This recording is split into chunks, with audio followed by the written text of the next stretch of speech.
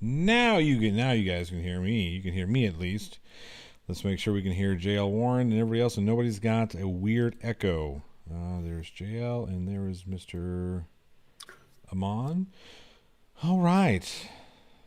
Jay, you can say something. Say hello, everybody. Say hi. Hi, everyone. All right. Mr. Aman. Hello, yes, my name is Philip Canellis Philip. Aman, and I have a Okay. YouTube channel, Philip Canellis Aman. All right. Make sure everybody can't hear Nada. You should be able to hear now. I got the volumes turned on. So if you can't hear now, or if there's a weird echo, let me know. Let me know. Okay. See if we can get some thumbs up in the old chat for hearing. Glad for this. Had a colonoscopy today. I feel awful. Charlie Welch. That's never fun. Oh, dang. Yeah, I know Charlie was having some health stuff going on. Well, I'm thinking about you, Charlie. Yep. All right. So if it's really quiet, let me know, and I'll see if I'll fix the volume over here on my end. But everybody can hear okay? Yes, yes. All right. So Awesome. here's what we're going to do today. Let FTF sweet. All right, this is what we're going to do today. We are going to I'm hosting a moderated debate between JL Warren and Phillip Aman. What we're debating is atheism versus theism. Hey, Sean Michael Beasley, good to see you. The format today, we're going to have 3 questions. Both debaters have submitted 3 questions each, and we'll go them one by one. Each person will have 3 minutes to answer the question. Then we'll have a minute and a half rebuttal, and then a 1-minute redirect. After we get there, then we'll get into the second portion of the debate, which will be more moderated conversation, and then we'll get to the Q&A with the audience, open discussion at the end. Everybody good with this?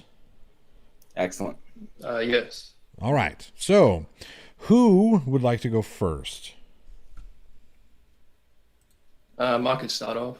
All right. So let me get JL. Let me get your questions up.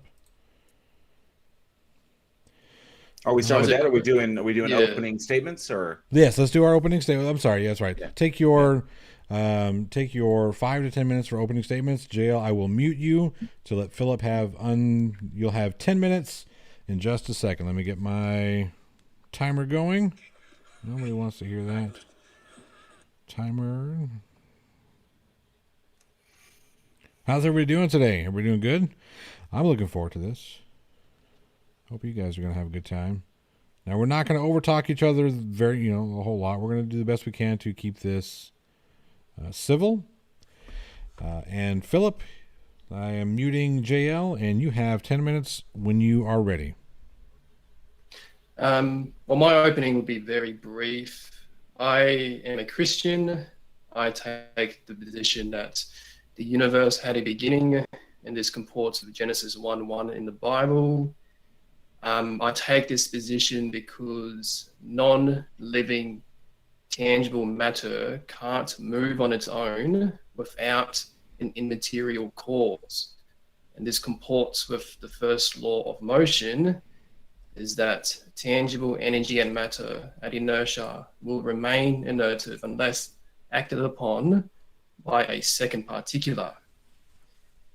I also take the position that the universe had a beginning because the laws of thermodynamics debunks tangible and eternal energy / matter. More specifically, the zeroth law debunks an eternal cosmos in a closed system, and the second law of thermodynamics / entropy debunks tangible energy and matter in an open system. So by using the law of excluded middle, that it's either A or not A, those are the only 2 options. Is that, for the sake of this debate, tangible energy and matter either had a beginning or it's eternal. I yield the rest of my time. All right. Thank you very much. JL, you will have the same 10 minutes. Let me get the timer reset. And as soon as you are ready, you may begin. Awesome. I probably won't use all the 10, but we'll see where we go. So thank you, Johnny O, for hosting this debate, and thank you, Philip, for extending the challenge.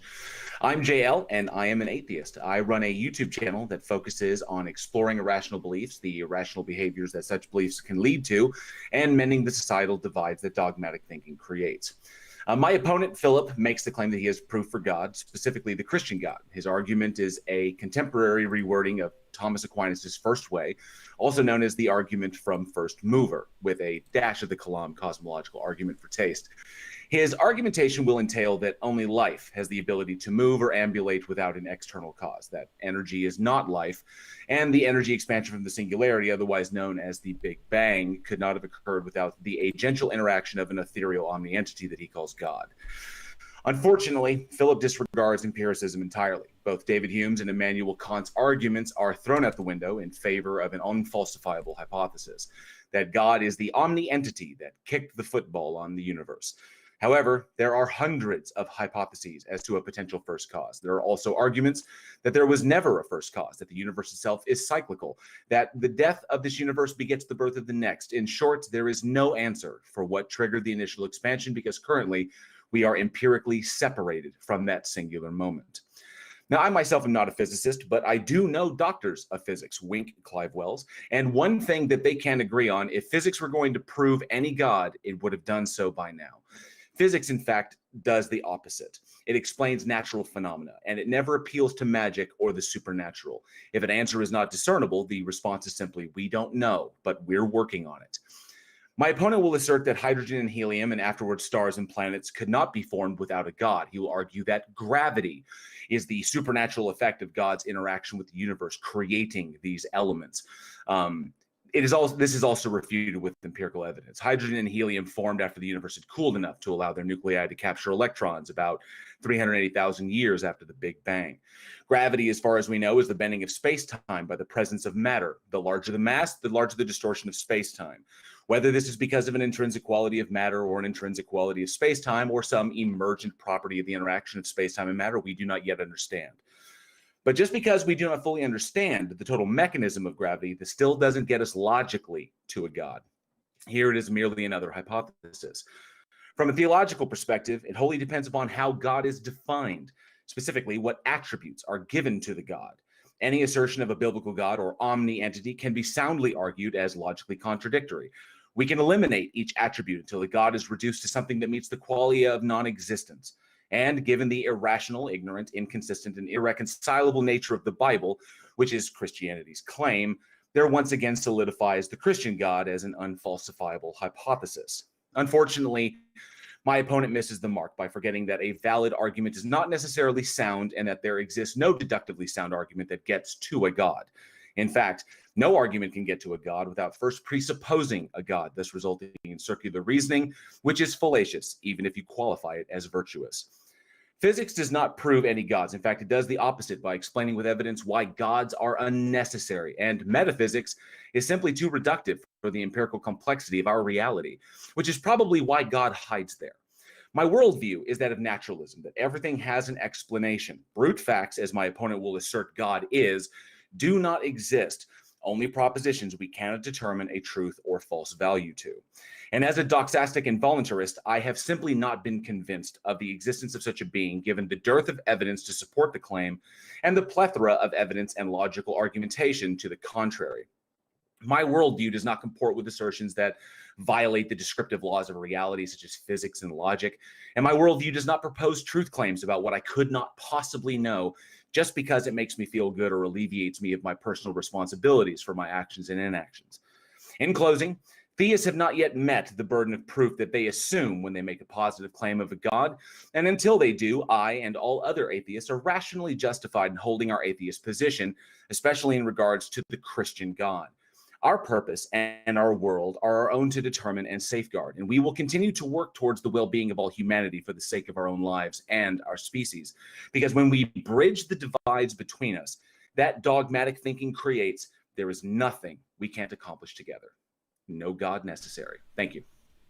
All right. We are into the question and answer portion. Let me get this set up. So, Philip, would you like to ask or answer the first question? It helps if I unmute you. My mistake. There we are. One more time. Philip, would you like to ask or answer the first question? Yeah, I'll ask the first question. All right. So Philip will ask, and JL, you have 3 minutes once he is finished asking his question to respond. Oh, it's a very straightforward question. In your worldview, do you believe in gravity? Well, from your opener, you were invoking a secular Big Bang, if I remember. And in order to get the expansion, you need gravity. Well, the very first movement of tangible energy and matter, you need gravity. Well, let's keep our questions to questions, not assertive statements. So is gravity in your worldview? Yes. Okay, and is gravity material or immaterial? Well, hang on a second. Let's keep it one question at a time. So, if that is your I opening... need to elaborate. I need to ask. You need to clarify what. Yeah. Well, no. You asked me if gravity is my worldview. Gravity is in my worldview. Gravity is a demonstrable and testable and emergent property, like I explained in my intro, and we can make predictions with it. Yes, if you extrapolate that belief back to your belief of a Big Bang, you have an invisible force interacting with all tangible energy and matter today, which is said to be 10 to the power of 50 in tons.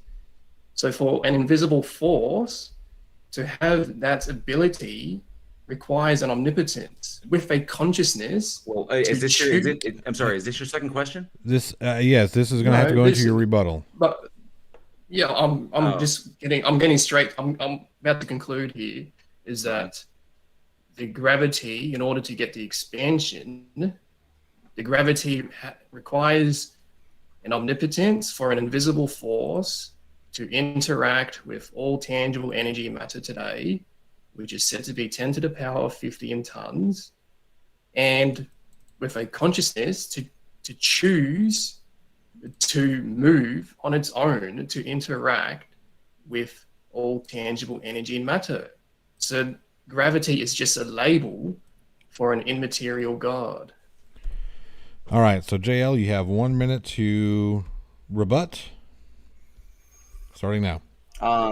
No, that's incorrect. Unfortunately, while we do not understand every single, all of the minutia of the mechanism of gravity, we do have a very good idea as to, what it is. Obviously, we can detect the force itself, and we can test it, we can demonstrate it, and we can make predictions with it. We have a predictive model. But saying that there is some ethereal force or some ethereal entity behind it, that's just a hypothesis, and it's not supported by evidence. All right. That's the only alternative. Sorry. Again, we are in a question and answer, so we're going to be very strict. JL, you will ask your first question, and Philip, you have 3 minutes once he has finished asking his question. Hang on, is this a debate or just question and answers? This is a debate. Well, he made an assertion. I have to address his assertion. Again, in this portion of the debate, we'll get to a little bit more of unstructured back and forth in a minute. As of right now, we are in the question and answer section. So, you have the format is you have 3 minutes to answer the question, and then your opponent will have a minute and a half to redirect, and then to rebut, and then you will have a minute to redirect. So he's going to ask you a question. As soon as he's finished, you have 3 minutes to answer, and then he will rebut your answer, and then you can redirect after he has finished. Yeah. All right. So Philip, how can you tell the difference between an undetectable, unobservable natural process and a God? Well, you only have two options. There's what we see today is the material / tangible energy and matter. So what we see today is the movement of the material. In order to get the very first movement requires an immaterial force, unless you allude to pantheism, that all tangible energy and matter consists of life, for it to be moving internally, not contingent on an outside particular. So those are the only two options. It's that it's either material or immaterial. And this comports with the law of exclude middle and the law of polarity. I yield. All right. JL, you have a minute and a half starting now. Well, I don't think I'll need a minute and a half, but well, Philip, you just made an assertion. You restated your hypothesis, but you didn't answer my question. So I'll rephrase it a little bit just to throw it back. By what methodology can you tell the difference between an undetectable, unobservable natural process and a god? Just using deductive reasoning in conjunction with the laws of logic and the laws of physics. Is that you can't see the invisible, but we can prove that the invisible created the visible. I yield. All right. So, Philip, this would be your second question. JL, you have 3 minutes when he is finished asking. Okay, my question is, do you believe tangible energy and matter is eternal, or did it have a beginning? I think I need a clarification. There's no such thing as tangible energy matter. Just tangible matter. Tangible meaning you could see it. Well, energy is infinite. It's better to use the term infinite and not eternal, because eternal has magical underpinnings. So energy is infinite, and matter is a state of energy. No, so you're getting infinite and unlimited. Philip, again, you've asked the question, allow him to answer. He has 3 minutes to answer. You'll have a minute to rebut. So energy is infinite. I choose not to use the term eternal because it opens doors to magical thinking, and it has baggage that comes along with it. I prefer the mathematical quantification of infinite. So energy is infinite. Energy, as follows from the first law of thermodynamics, energy can neither be created nor destroyed, because energy exists now, and wherever energy exists, also time does. So there's no reason to believe, or there's nothing to imply that of the energy before the Big Bang. So yes, energy itself is infinite. Matter is a state of energy after the energy has undergone change, like when it cools and allows nuclei to attract electrons and then create elements and then to create matter itself. So matter is not infinite, but energy is. All right, your redirect starts now. Yeah, infinite is too vague in this debate. You need to elaborate on that. However, you're alluding to unlimited. Unlimited and infinite are two different concepts. But in context to the question I asked you,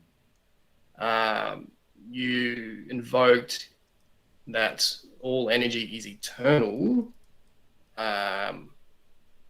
So then my follow-up, I need to ask a follow-up question to that. Do you believe that it was everywhere, or was it finite in size?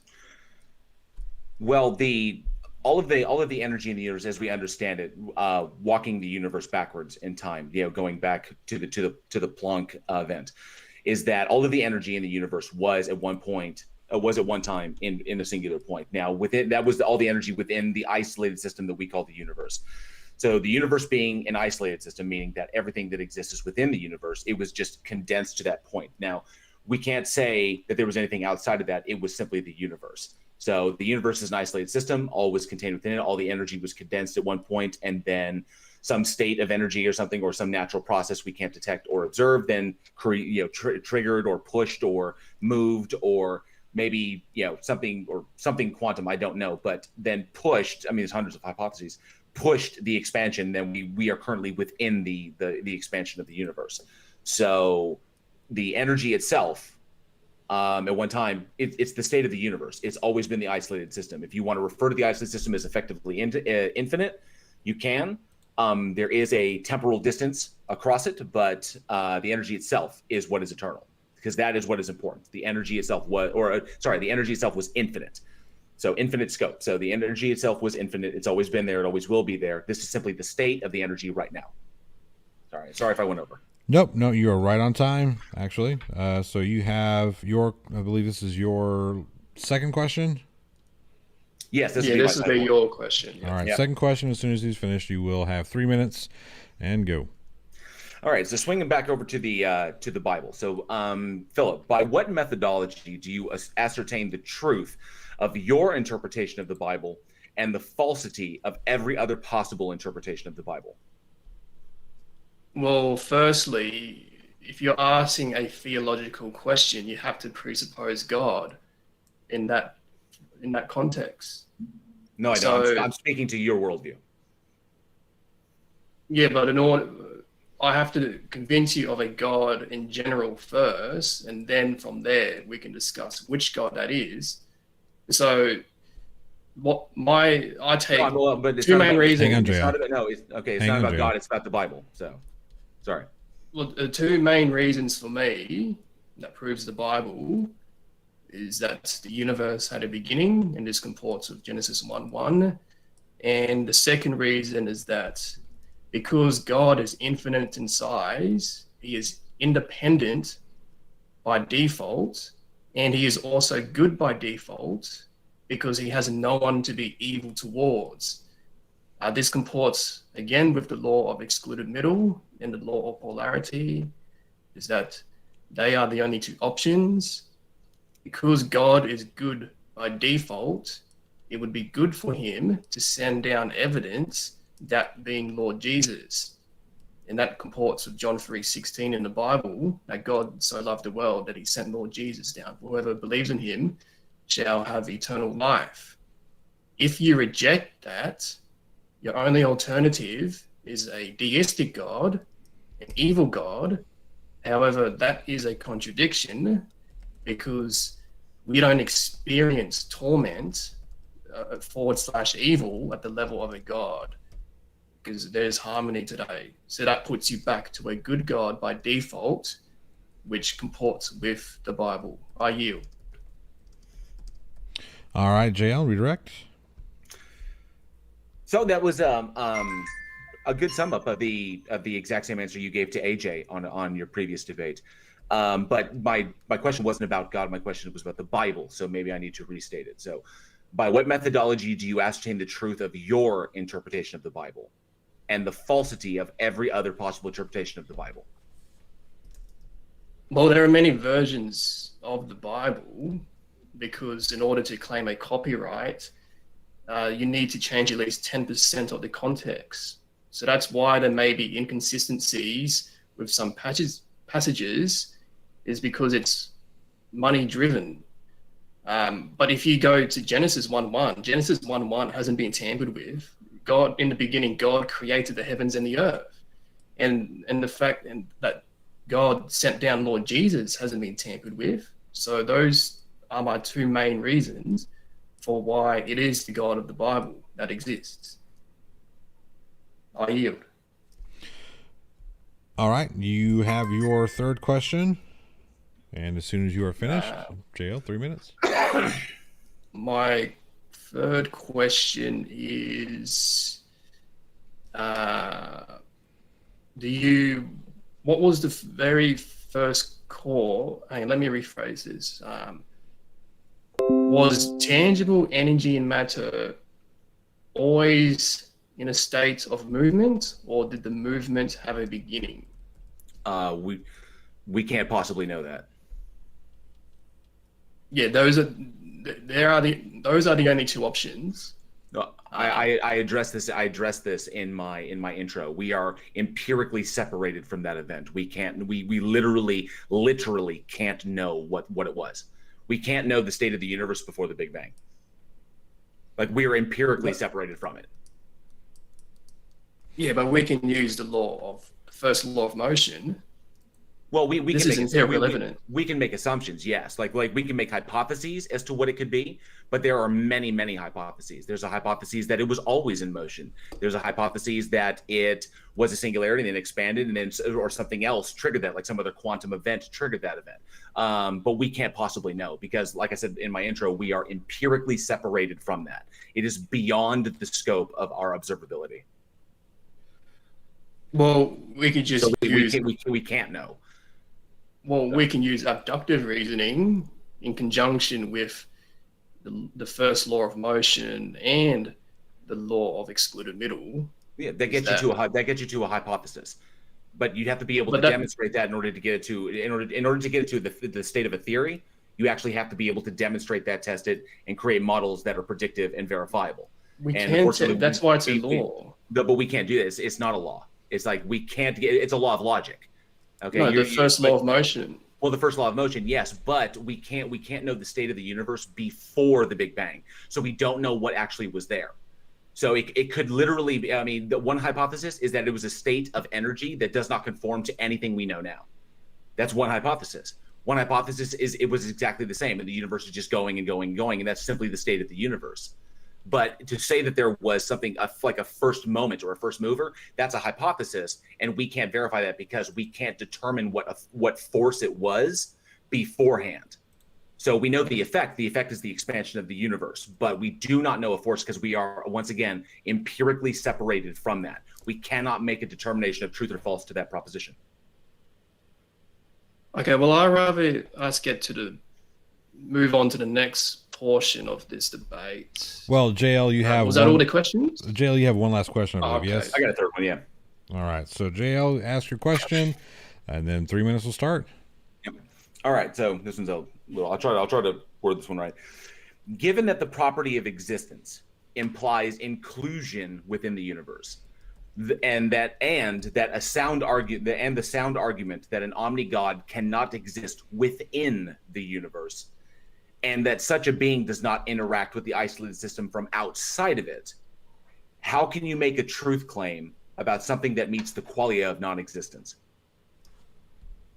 From what I gathered from that question, I'm assuming you're alluding to, in sake of this, for the sake of this debate, I need to clarify something with you. Were you invoking a God that is tangible energy and matter? No, I'm saying that with something that meets the qualia of non-existence, how can you make a truth claim regarding that? Well, existence is just a label for tangible energy and matter.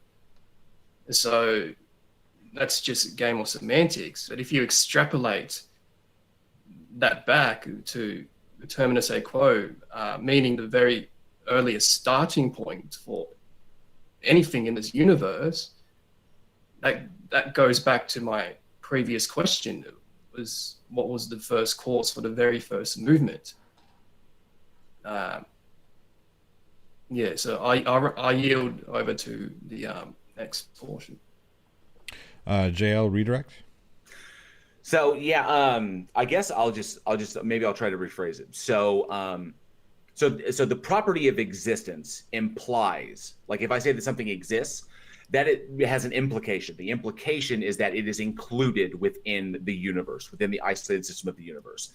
And there is a sound argument that the omni-God cannot exist within the universe, and that such a being does not interact with the isolated system from outside of the isolated system, because the second law of thermodynamics holds true. So how can you make a truth claim about something that meets the qualia of non-existence, meaning unobservable, undetectable, unfalsifiable, unverifiable, no models to allow for predictability? How can you make a truth claim regarding this? Well, by using the law of non-contradiction, if you assert that an omni-God is contingent to the parameters of the universe, well, that's saying that A is B at the same time A isn't B. So, and then using the law of identity, that A is A. So to elaborate on that, the A is finite in size, therefore that would put the immaterial in this scenario to be finite in size, contingent on an infinite in size particular. So no, I reject that position that God is not contingent. He's infinite in size, security is aseity. I yield. All right. here we are. That was the questions between the two debaters. Now what we're going to do is we're going to get into a little bit of an open discussion, Q&A with the audience. If you have a question you want to ask, of course, you're more than welcome to super chat. I won't turn it away, but you don't have to. Just make sure you tag me, and I'll get to as many as possible. But I have a couple of questions myself. It seems as if we're not answering succinctly the questions being asked by each other. So if we could go over some of the main points of your position. Phillip, I'll give you just a few minutes. Kind of kind of elaborate a bit on your three questions. Kind of give us a direction in which you're traveling. Okay.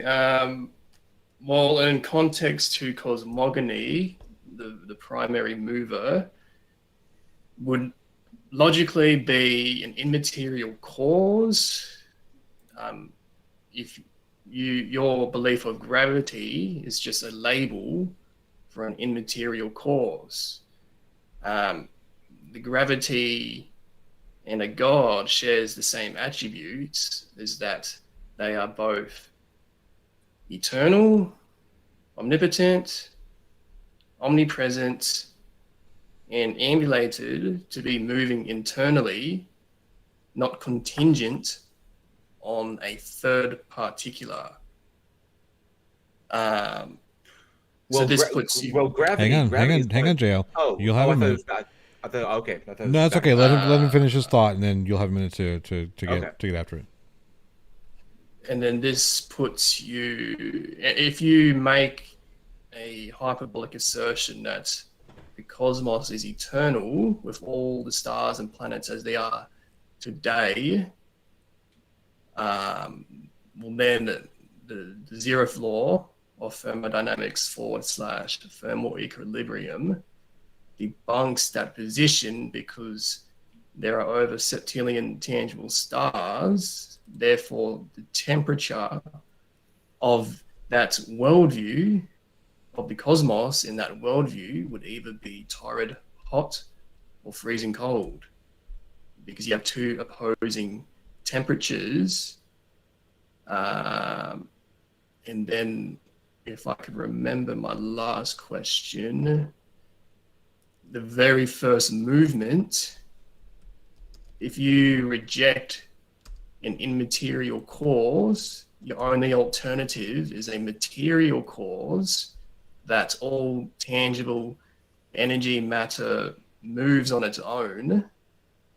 So, and that's alluding to pantheism, and pantheism is debunked with the law of identity, the law of non-contradiction, the second law of thermodynamics, and the zeroth law of thermodynamics.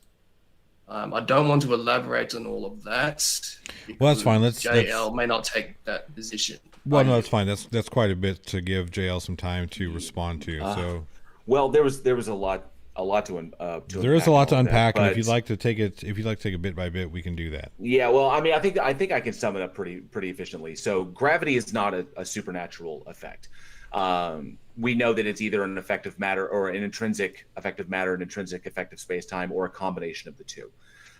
We don't know exactly the specific mechanisms of it, but that does not immediately conclude that it is a supernatural force. Gravity and the other three fundamental forces, the strong nuclear force, the weak nuclear force, and electromagnetism, we can trace those back, like the four fundamental forces can be traced back to pretty much the Big Bang. So we know how elements are formed from the beginning. We know that as the universe cooled, nuclei were able to attract electrons and create the two primary elements that are in the universe, is hydrogen and helium. We understand this, and we can make predictive models using it. We can verify them. We can, this is how this works. Once again, you jumped back to the hypothesis that there was something there that we can't observe or detect. So, I mean, certainly you could hypothesize that there was an immaterial agent that was, behind the Big Bang that kicked the football on the universe, and then, that was pretty much it. You could say that, But throwing attributes upon it, when you throw attributes upon this god, it has implications. And so we have to look at the implications of what those attributes mean in the context of the reality that we currently occupy. So we see no evidence of that to support that. Like I said, I'm a naturalist in my worldview. Everything has an explanation, even if we haven't gotten to that explanation yet. We will eventually. Somebody like physicists say, we don't know, but we're working on it. So it's still, the God that you're asserting is a hypothesis, because there was the Big Bang, the expansion of energy, the cooling of the universe, the formation of elements, everything guided by the four fundamental forces. And eventually, billions and billions of years later, we have planets and we have stars that have life and death cycles of their own within the isolated system of the universe that will eventually reach thermal equilibrium and the heat death. So that's it. Asserting anything supernatural, anything magical beyond that is, just because we don't have an answer for it, is essentially the God of the gaps. And you are moving into areas that we just simply don't have. We don't even have science for. We can make hypotheses all day, but we don't even know if the four fundamental forces were at play before the Big Bang. We don't even know. We don't know the state of anything before that. So we can't make assertions about it and just say this assertion is true. That's not the way science works. It's not the way anything works. So we're simply going to say we don't know. One day we might, but we don't know. But we have to look at we have to work with the tools that we have. We look at the isolated system that we are currently occupying, this system right here. We look at the descriptive laws of logic and the descriptive laws of physics that help us to understand how this universe operates. We use predictive models to further understand that, because our sense perception is quite limited. Empiricism does have its limitations. That is why we create unbiased predictive models in order to determine what could possibly happen in the future. These predictive models are so good, like for example, the heliocentric model. We can predict when we can predict the next solar eclipse down to the literally the 100th of a second, and the exact degrees as to where it will be split, where the path of totality will be on the Earth. That is how intense these predictive models are. And all right, JL, let's give him a minute to kind of catch up. Okay, but ultimately, no predictive model leads to a god, and you can't get to a god unless you start with a god, which is why the reasoning is circular. Is it my turn? Oh, yeah, absolutely. This is going to be more of an open discussion type. I'm gonna try and wrangle in the over talking, but as long as you guys are respectful to each other, I'm gonna hang back a little bit. If I notice that one of you is kind of going on a little bit longer, then I'll step in and say, hey, let's give the other guys a minute. So please, both of you guys, please do your best. Enjoy yourselves a little bit, get your points across, and like I said, I'll if I think that somebody's out of line, I'll step in. You're still presupposing that tangible energy is eternal. This is debunked with the third law of thermodynamics in conjunction with the second law of thermodynamics, is that because of entropy, the subatomic particles are moving away from each other. So if you reverse that, there has to be a point of zero entropy. So this puts you to the third law of thermodynamics, that once a system reaches absolute zero of entropy, then it will remain at absolute zero. So you have no move. You need an outside cause to get the movement. So this puts you to tangible energy having a beginning. But we don't assert that the state of the energy, we don't assert that there was zero entropy. I've never heard that assertion made anywhere, that the universe was ever at a state of zero or 100% entropy. I mean, but in order for you to reverse the entropy, you have to assert gravity, and gravity is just a label to an immaterial God. No, gravity is an effect of mass on space-time. Yeah, but the space-time is immaterial as well. The space-time is just a label for an immaterial particular. You have a finite in size, a singularity. Outside the curvature of the singularity is an infinite in size, an immaterial property. That's immaterial property. We're going to have an impasse because I reject particulars. A particulate is just an item. It's just a label for something. Just for the sake of this debate. No, a particulate just means an item. I think you have a fundamental misunderstanding of the laws of thermodynamics, and I think that you are misapplying them in some areas. Gravity, you're just asserting it. No, gravity. No, I think that you're either misunderstanding the wording of it, or you're applying it in a way that suits your narrative. But the four fundamental forces are just the four fundamental forces. We understand them. We can make predictions with them. We can verify them. We can test them. There's nothing supernatural about them. So gravity is the effect of matter on space-time. Space-time is a fundamental part. Space-time is of our isolated system that we call the universe. That's it. There's nothing further to go from there. It's just the isolated system of the universe. If you say that something exists, it exists within the isolated system. That's the definition of a universe. Is that if something is stated to exist, then it is within the universe. If you say that something exists and it's out, and you say, but it's not in the isolated system, it's outside of it, then it actually meets the quality of non-existence. Because if it's outside the universe, there can't be anything outside the universe. It's an isolated system. That's the definition of an isolated system. Because I heard you earlier, you were calling it a closed system. It's not. The universe is an isolated system because everything that exists is within the system itself, which is all the energy that ever was and ever will be. Okay, but that just means a closed system. No, it's an isolated system by definition. That's just semantics. So do you believe? No, it's not semantics. There's open systems, closed systems, and isolated systems. The universe is an isolated system by definition because everything that exists is within it. The Earth, there are open and closed systems within the isolated system, but the universe itself is isolated. So you have. Okay, so then you're invoking omnipresent, tangible energy. So you have no movement. Well, omnipresent. Omnipresent. No, energy takes energy takes many forms. It takes only one form. You have kinetic energy, you have potential energy, you have thermal energy. I mean, I have to bring up the list so I can name them all, but you have many kinds of energy and many different forms splayed out across the but you need the matter first. Energy becomes matter when it cools. That's what I was getting to. Yeah. If you stop interrupting, energy converts into matter, and then from the matter you can get kinetic energy. But what you asserted earlier is omnipresent, tangible energy. So I'll grant you that energy converted to matter, but you're still stuck at T0 because you don't have an immaterial prime mover. Your assertions of forces earlier is just a label for the effect of the immaterial cause. No. So you're alluding to they existed after because we can't actually state that the four fundamental forces were even in play before the Big Bang. Like I said, think of the moment of the Big Bang like a giant wall.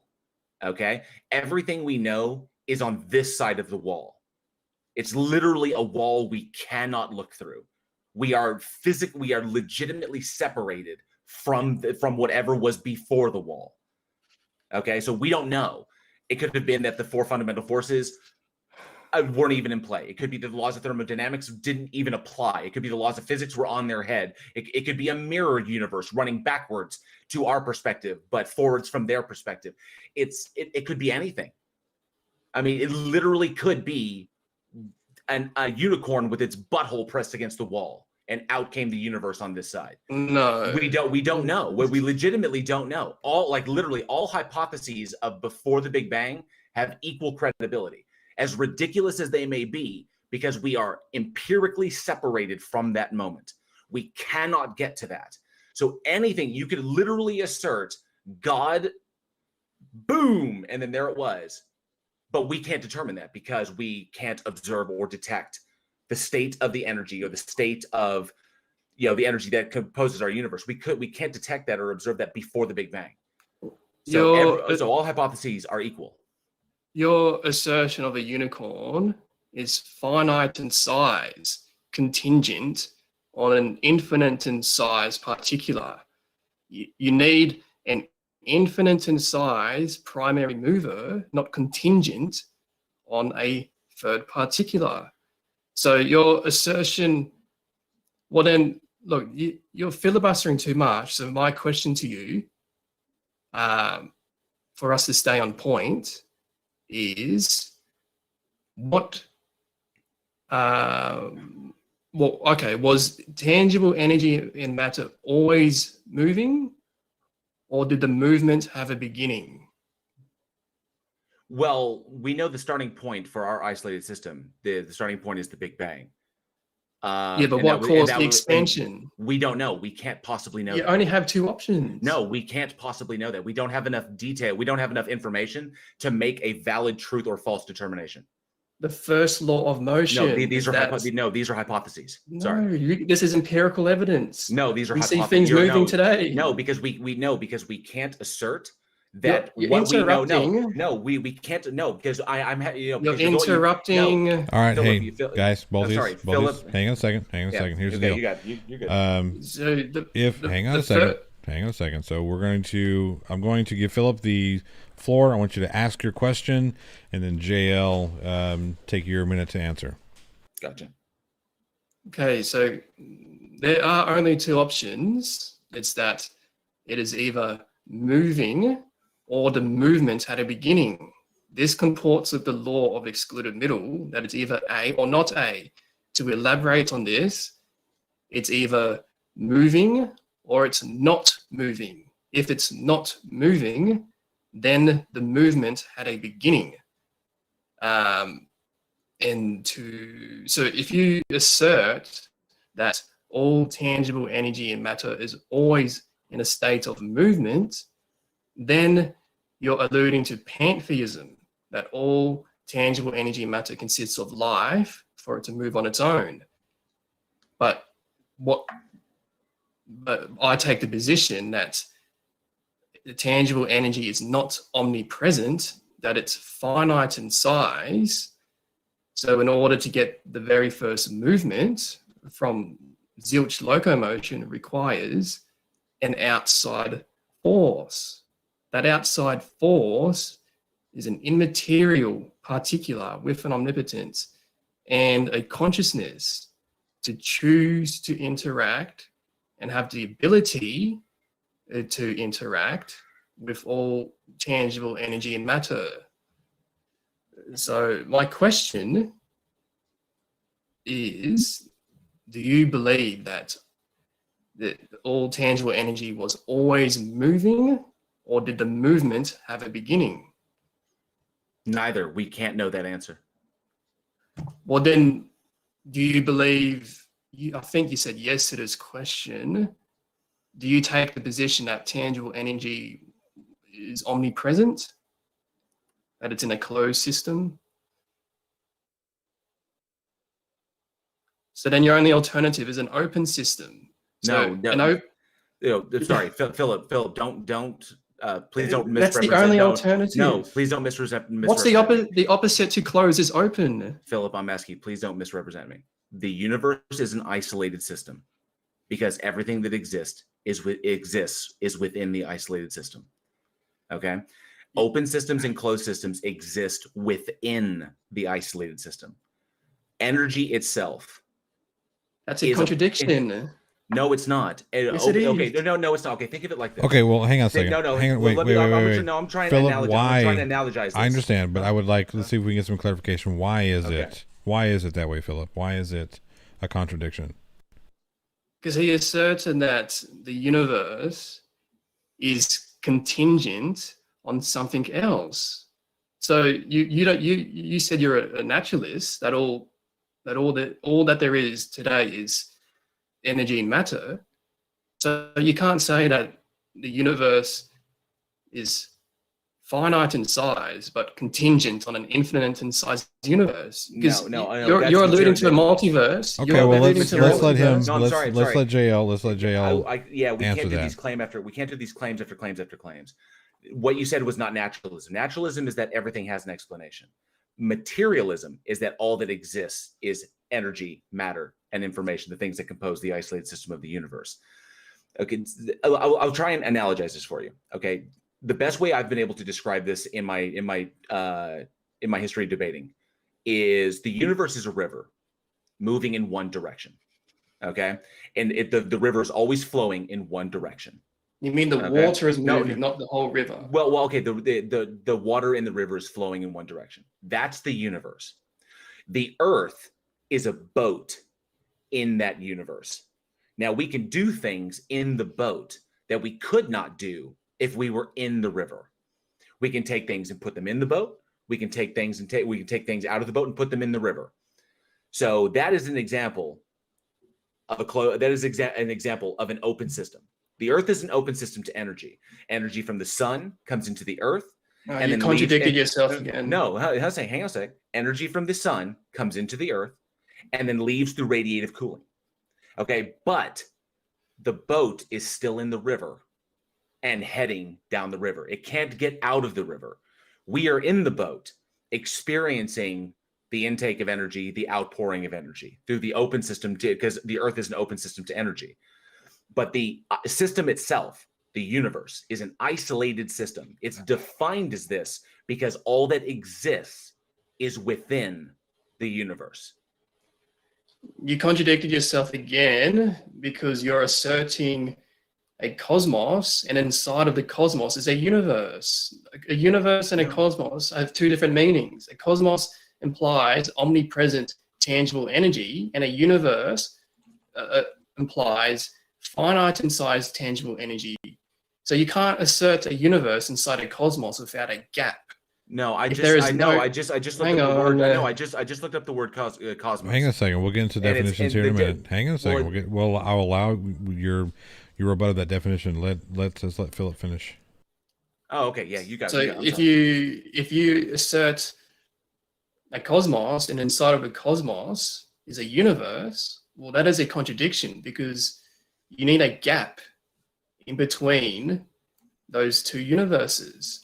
So you're alluding to a multiverse, but you have to account for the gap. The gap is an immaterial and omnipotent particular, but what debunks eternal energy to begin with are the laws of thermodynamics.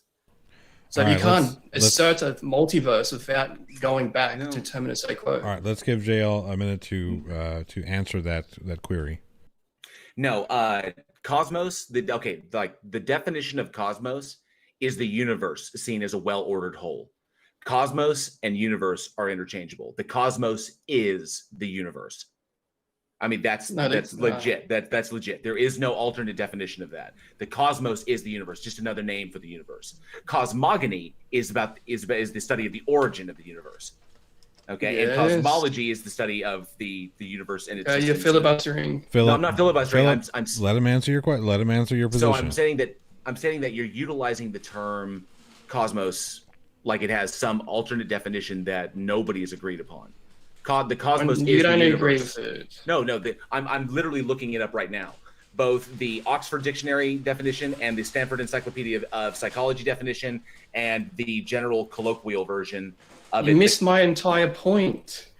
No, but you went into a kind of diatribe about multi-worlds. Look, you don't have an argument. Universes. Just let me finish. No, I do. Well, hang on a second, Phillip. You put out a lot of assertions there, and it's... No, I didn't. He's the one making assertions. Hang on a second. I elaborate on my premise. You put a lot... Okay, so you elaborated quite a bit on your premise. There was a lot of things, a lot of moving parts to your elaboration, and it would be unfair for either one of you to have to try and remember all of the assertions or the clarifications.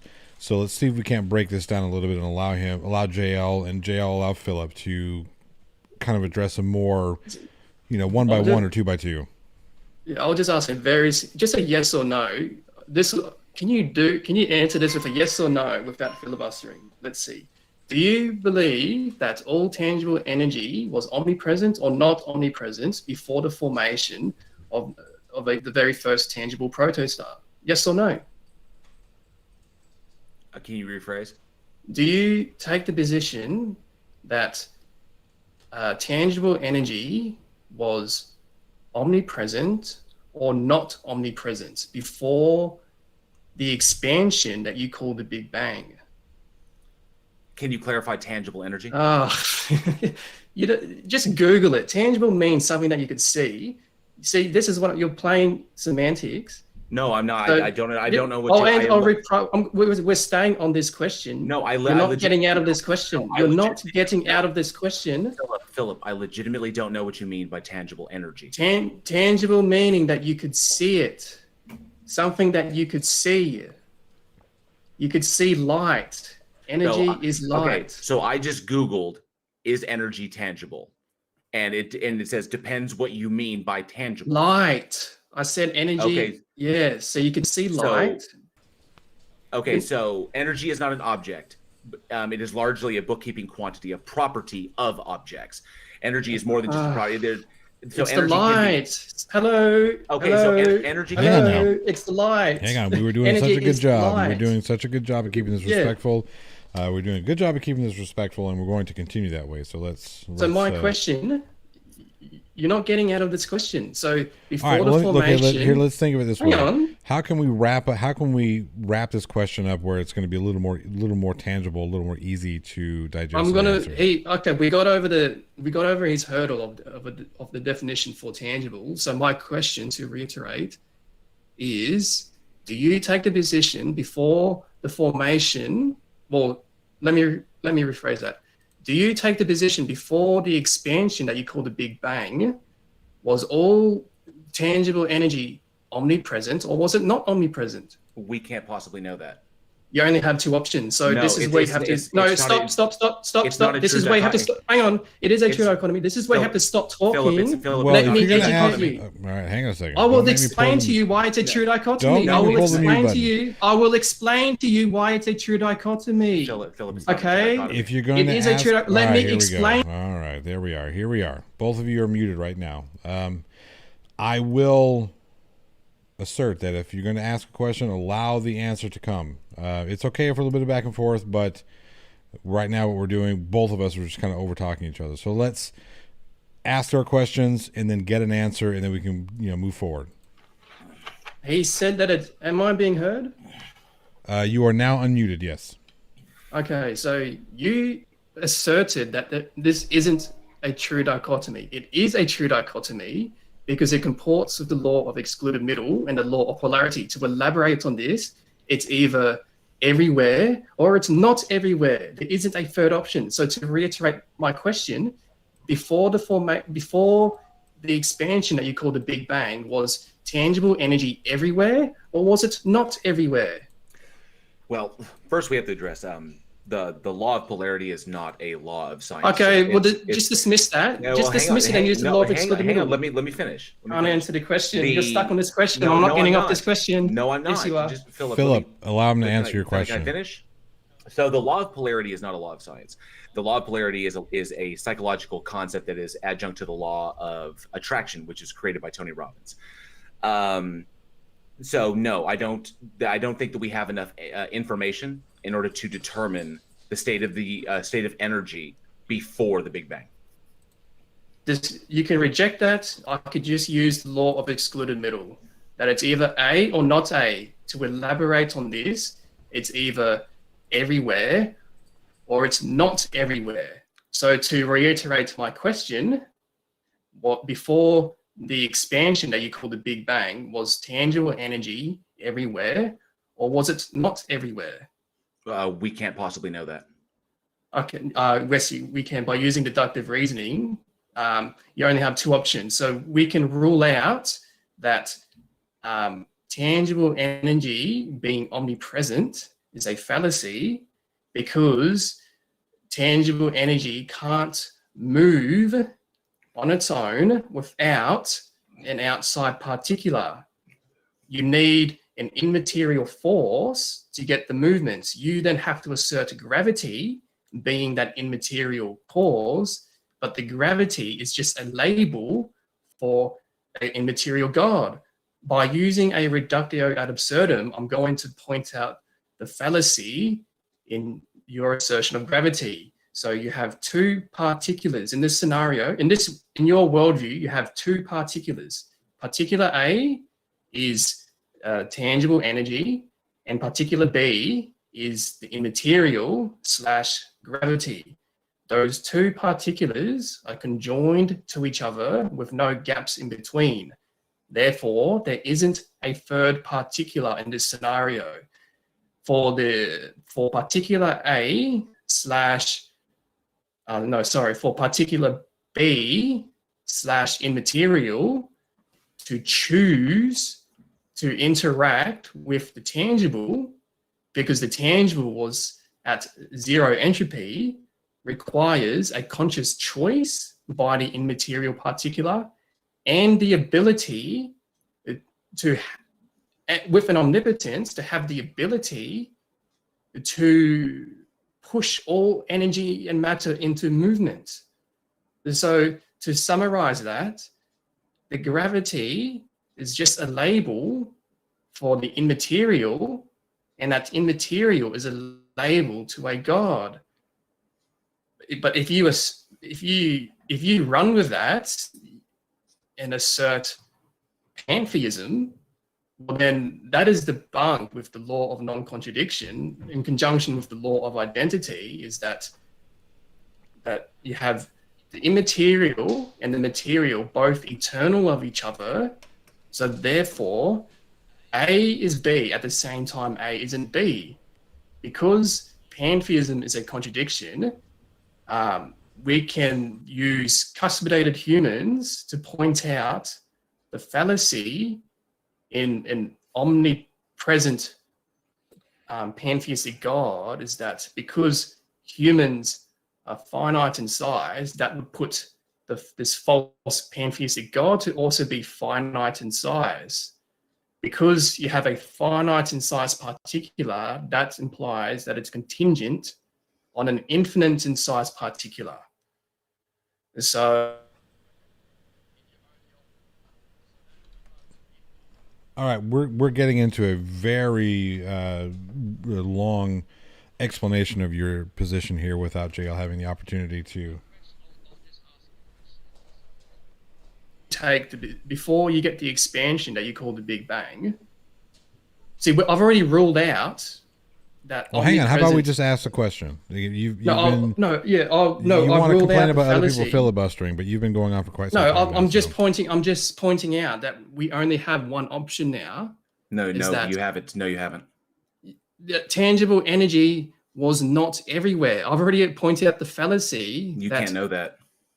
You see, what's your rebuttal? We can't. My rebuttal is that we can't know this. You're speaking. You can't know what? You're speaking about things that we can't possibly know. How can something be everywhere and not move? No, you're something non-living. You're speaking about a state of the universe that we can't possibly observe or detect, that we are empirically separated from. You can't possibly know that. I can know that if something is moving or not. The first law of motion. No, I can tell you that if you were correct, you would have won a Nobel Prize for what you're asserting. Atheists and agnostics are below 7% worldwide. So, in order to get the movement for the tangible, requires an immaterial force. Yeah, that's a hypothesis. That's a hypothesis. That's a hypothesis. You've hypothesized. So do you? Okay, you're pretty. You sound adamant that it is a hypothesis. Are you taking the position that no, it is a hypothesis. You're hypothesizing so you get no Big Bang. You get no Big Bang. No, you're hypothesizing there was a first mover. What if it? Like I said, like I asked before, how could you tell the difference between an undetectable, unobservable natural process and a God? I've already addressed this with you. If you you actually never answered that question. Hang on. No, you actually never answered that question. Philip, are you on a script, dude? No, I'm not reading off anything. I'm looking at you. You literally reiterated, like in the past, the 5-minute section you're filibustering. That 5-minute section you had, you reiterated everything you stated at the beginning. You've literally done this. I have a good memory. I'm not reading off anything. I'm looking at you. Well then tell me. Okay, that's cool. That's cool. If you're not on a script, then go ahead and answer the question. How can you tell the difference between an undetectable, unobservable, natural No, I've already. process. Hang on. You're No, not reset. You're not. You can't. you You're not never- resetting the debate. Don't. No, I'm not resetting You're it. trying to reset the debate. Because I'm not resetting the debate. Hang on. You're interrupting. You're interrupting. Well, You're hang on a second interrupting. there. Hang You're on a second interrupting. there. You Hang on are a second. interrupting. I'm interrupting as a moderator. I'm going to say that it's a little bit. It's right now we're trying to keep this one-sided, Philip, and I'm not going to allow that to happen. So if you're going to make a lot of assertions, if you're going to make a lot of this, that, and the other, I'm going to give JL the opportunity to respond. I was on the affirmative. He interrupted. So well, you did ask. You did ask him a question. No, hang on. He was you adamant. did ask. No. You No, I hang wasn't on. asking a question. I was pointing out the fallacy. All right. You hang on.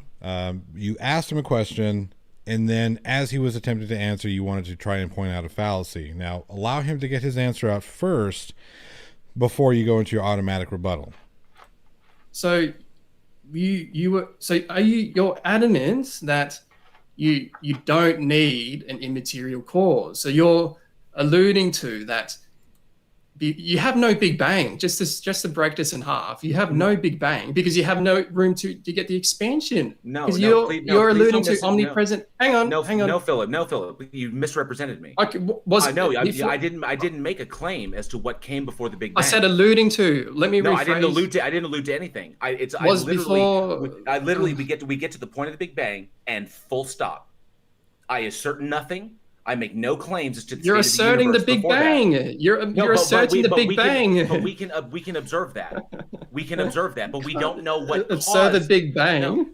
No, Philip, we don't know what caused the Big Bang. We don't know what caused the initial expansion of the universe. It's only two options. Well, you don't know that. Yes, I do. The law of excluded middle. No, that is a hypothesis, Philip, because you can't. It's not a hypothesis. It is. The law of excluded middle. That it's either a.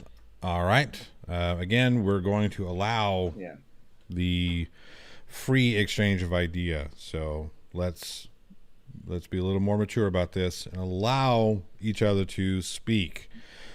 Philip, you have been taking up a lot of time, so I'm going to give JL just a few minutes here to respond to some of the things that you have said without the possibility of interruption. JL, the floor is yours. Thank you. So I'll be quick. So in essence, I had the opportunity to go through Philip's previous debates and just kind of get a feel for, his position and his worldview. And while he is perfectly, it's perfectly allowed that he can make any hypothesis about the state of the universe or the cause of the Big Bang or something of, whatever. People do it all the time. Hypotheses are great, and metaphysical, thought experiments are fun. But we cannot make truth claims as to something that we cannot observe or detect. We cannot make predictive models based on these things because they are beyond our senses. They are legitimately, we are empirically, we are ontologically separated from them. So our beginning is not the beginning of the universe. The beginning of what we understand as the isolated system, that's what we can understand too. But if there was something before that, we simply don't know the state of it. Maybe we will one day, but we don't know it today. Asserting as a god is simply a god of the gaps fallacy. It's simply sticking God into an area that we don't have an answer for. It's a hypothetical God. Like I said in my intro, it's an unfalsifiable hypothesis. There's no evidence for or against it. And I'm not asserting anything, of whatever might be there. I'm not comfortable with that because we simply do not know. It's literally zero knowledge of before this moment of the Big Bang. We simply don't know.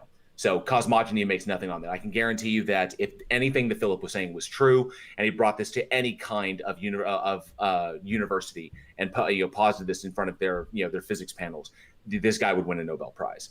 I mean, it's right there, ready and waiting for him. He's literally, answered one of the biggest questions of all time. And like I said in the very beginning, it's just a kind of reworded Thomas Aquinas' first mover argument, the first of the five ways, and. That's been around, I'll have to quote Sir Sick on this one in his latest video. 700-year-old thinking is 700-year-old thinking. We're far beyond that. We have a greater understanding. So I'm going to go ahead and bring Philip back in. Yeah. Let's see if we can continue without too much over talking. Please, gentlemen. Look, if you don't answer this question, I'll ask you another question. Do you take the position that tangible energy is eternal? Yes or no? What do you mean by tangible energy? The material for the universe. So just energy. Yeah, energy, matter, material. I'll No, just use so energy. material. No, I take the position that energy is infinite. Infinite in size? No, it's just infinite. You need to elaborate on that. Quantifiably, quantifiably, mathematically, it's infinite. So it has no curvature? What do you mean by curvature? You made the assertion of it being infinite, so you need to elaborate. Was it infinite in size, or was it not infinite in size? It's energy. So it's what did it have a curvature? Light travels at a distance. Are you aware of this? At a speed.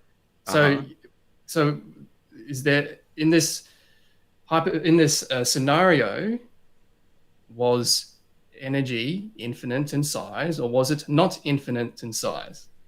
Are you referring to like that image of the CMB? No, when like you're jumping to you're jumping to square 7. No, I honestly don't know what you mean by curvature. Like curvature of what? Like gravity is what creates curvature in the universe. Gravity is immaterial. Title of God, but no, hang on, wait. Gravity is not immaterial. Well, I mean, you can say gravity is immaterial, but we understand it. Well, we understand the effect of it. Hang on, test it. So the effect of matter on space-time. Hang on. You can't test the invisible. No, we can test gravity. You can't interact with it. You can see my camera. You can only know the effects. Here's this. I just interacted with gravity.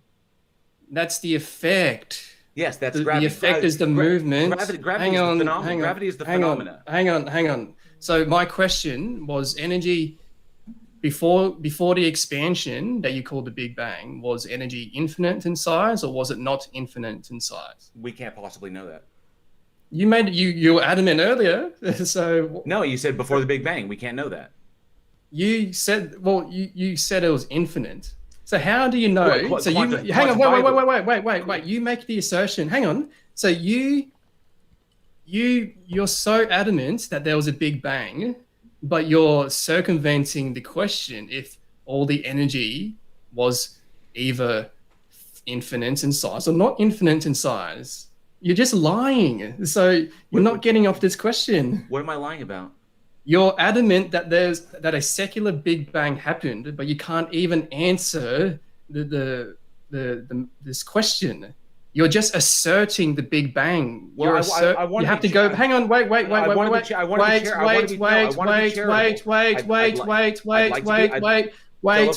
You're interrupting me. You're interrupting me.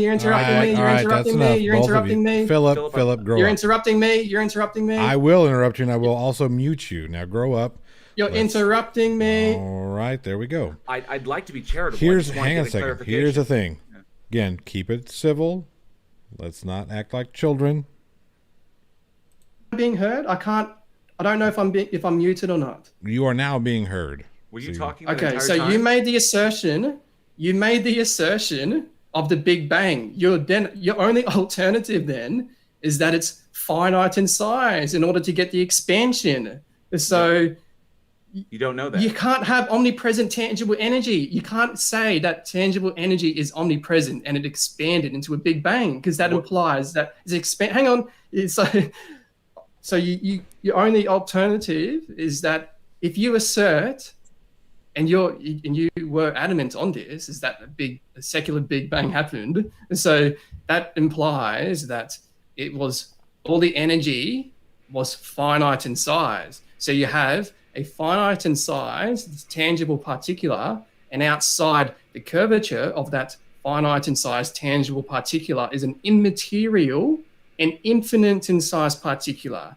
So in order to get the movement that you call the Big Bang requires a primary cause contingent from the immaterial particular, because the energy and matter doesn't consist of life from the very start to move on its own.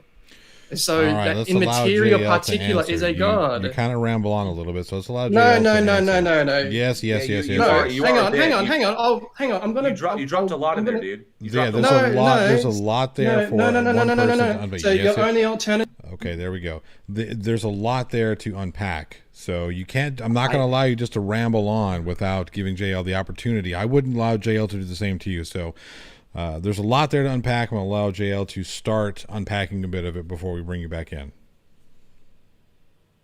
I honestly don't even know where to begin, because he made a boatload of assertions about things he can't possibly know.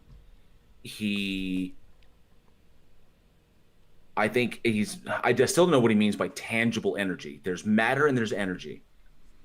So if he wants to speak about a particular state of energy, we can talk about that, because there are many states of energy. I can pull them up, but I don't know what he means by tangible energy. And I don't understand. I mean, and he's still making he's making hypotheses about what came before the Big Bang. I don't know what he means by the energy existed in a finite space. We don't know. Like, we can't say that all the energy compacted at the Big Bang was the size of this monster cat. We can't say that. We don't know. All we know is that there was an energy expansion from a point of singularity. But these particulars he's just asserting, and All right, so I let me ask you this. I don't know where to begin. Well, JL, let me ask you this: what do you have a specific question that you would like clarified of Phillip? Yes. Well, I mean, I have one of my questions he never answered. I mean, because given all of this, given all of Phillip's argumentation, he still hasn't given me his methodology for how he determines the difference between an undetectable and unobservable natural process and a god. What is that? That was a timer. All right, so if we could answer that question, Phillip. Yeah, I've already answered that question. You could just rewatch the introduction. How about so my question? Hang on, wait. No, you're not going to tell me to wait, Phillip. I'm gonna debate your next moderator. If you interrupt, I'm gonna send you in. Here's the thing. I'm not going to interrupt you. I'm not going to fight you. I'm just going to mute you. As the moderator, that's what I'm here to do, direct the conversation. Now, you say you answered the question. It's been asked. Maybe you need to clarify a little more. If you interrupt, moderator, I'm sending you an invitation. Goodbye. I'm not going to do this. You don't get to try and threaten me on my own channel. That doesn't work for me. Here's the deal. There's a clarifying question that needs to be answered.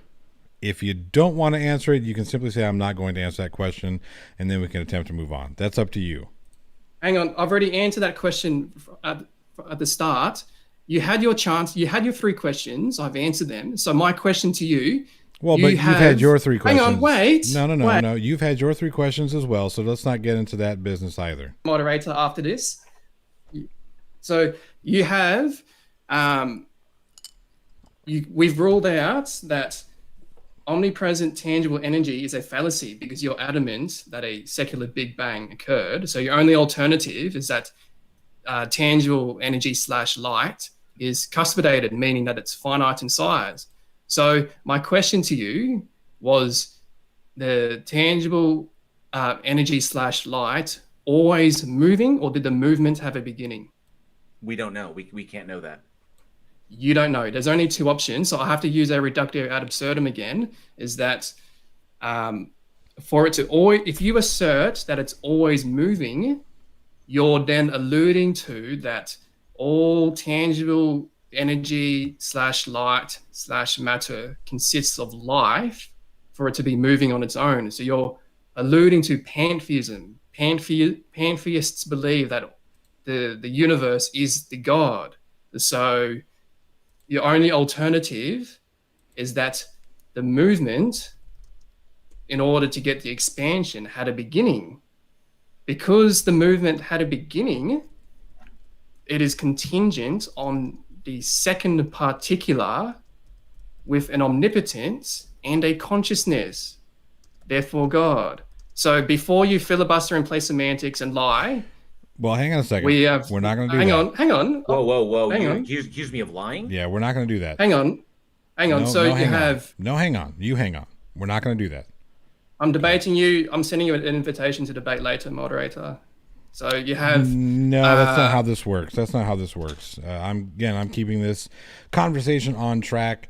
If you're going to make assertions or accusations that JL is lying, then he is going to have the opportunity to defend himself, as I would give you the opportunity to defend yourself if JL accused you of lying. So my question is... You've asked your question. He's answered it. No, he said, I don't know. He said, I don't know. So I have to elaborate. I have to clarify. No, you don't have to elaborate. Yes. I'm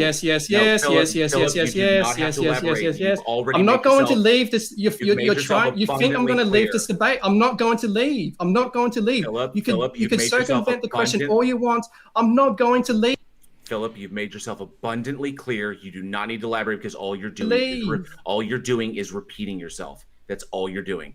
I asked for clarification as to what you're trying to explain. You won't give me clarification as to what you're trying to explain. I asked for definitions of what you're positing. You don't give me definitions for what you posit. You give me hypotheses that you can't back up. You give me assertions that you have no evidence for. Okay? The reality of it is you are making assertions as to a state of energy and a state of the universe that we can't detect or observe. Flat out, that's it. You're wrong on this. What you assert before the Big Bang is a baseless assertion. You have no evidence to back any of that up. Okay? Now you have rambled on time and time again. You have repeated your entire intro statement 4 times. So I ask you again. In all charitability, how are you able, Phillip, to determine the difference between an unobservable and undetectable natural process and a God? Am I unmuted? You are. JL, I've got all the time in the world to do this. I'm not going to leave, okay? I don't want you to leave. Okay, I want you to answer the question. I'm not going to leave. This is entertaining for my audience. So you can circumvent the question all you want. Phillip, hang on, you're interrupting. No, you're interrupting. Phillip, you're interrupting. You're interrupting. You're interrupting. You're interrupting. You're interrupting. I don't want you to leave. I don't want you to leave. I want you to answer the question. So that's fair, Phillip. I mean, you're awfully demanding of JL. However, you refuse to answer questions, and that's not how we're going to do this.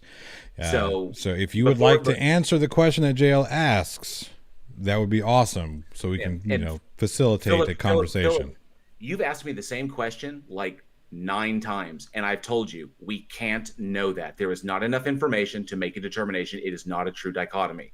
No matter what weird logic you throw at it, which I'm sorry, you're not using those correctly in these terms, but I'm asking you, and you never gave me an answer. You dodged it completely. By what methodology do you determine the difference between an undetectable and unobservable natural process and a God? I answer that question to elaborate on, or to reiterate that we know that an immaterial primary mover was the cause. How do we know this? Let me finish. No, you made. Okay, hang on. I'm elaborating. Hang on, Phillip. You made a positive blah claim. blah blah blah blah blah blah blah blah. Phillip, you made a positive claim. You need to back that up. You said we know it was an immaterial prime mover. That is what triggered the Big Bang. How do we know this?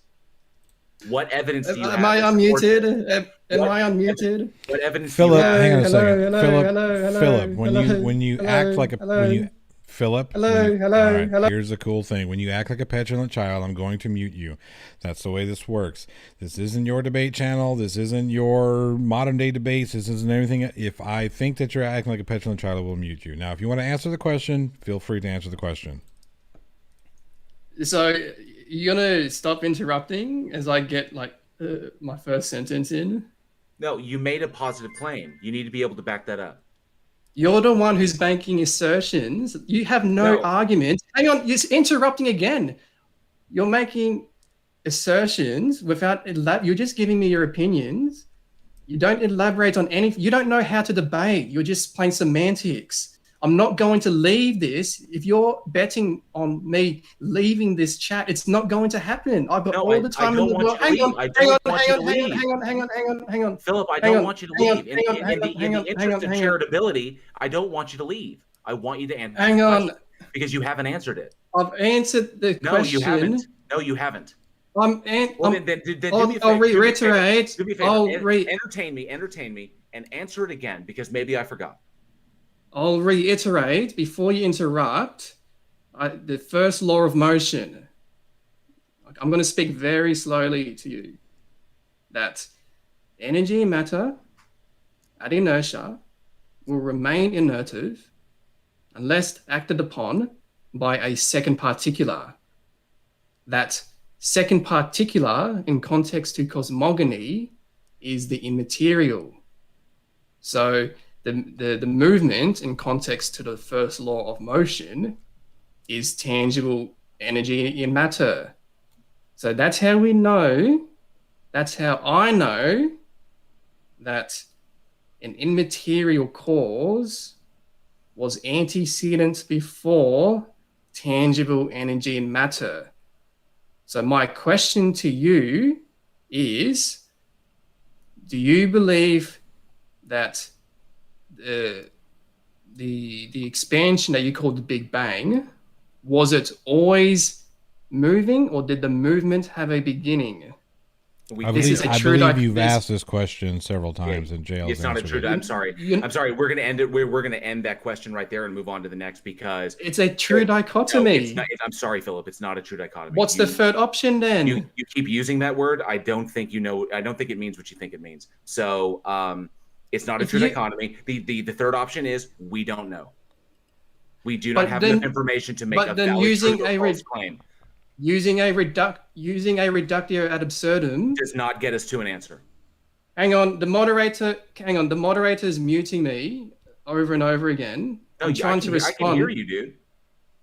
Okay, so the only time repeat what I'm saying. Okay, repeat this word, reductio ad absurdum. Repeat that word. Reductio ad absurdum. Yeah, so by using you don't have enough. You don't have enough information. Hang on. You are repeating yourself again, Philip. And I'm sorry. You don't know what I'm saying.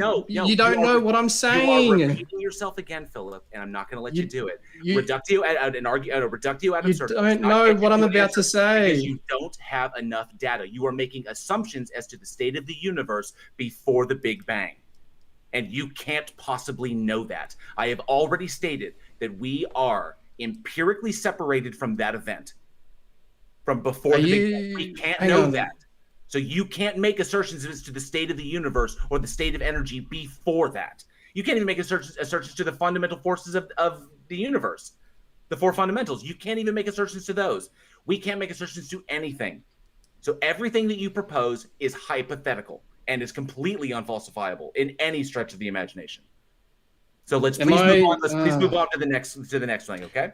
I think we have beat this topic to death. Let's hang move on on to the next. Hang on, it's my turn to speak. Am I being heard?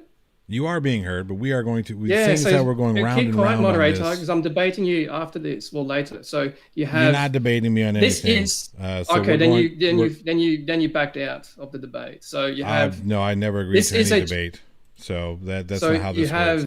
That's not how debates work, son. There was no debate offered to me. You challenged JL. I agreed to host. That's the end of that. So here's the deal. We're going to move on from this because we seem to be circular moving here. So let's move on to a secondary topic when it comes to the subject. Hang on. Am I being heard?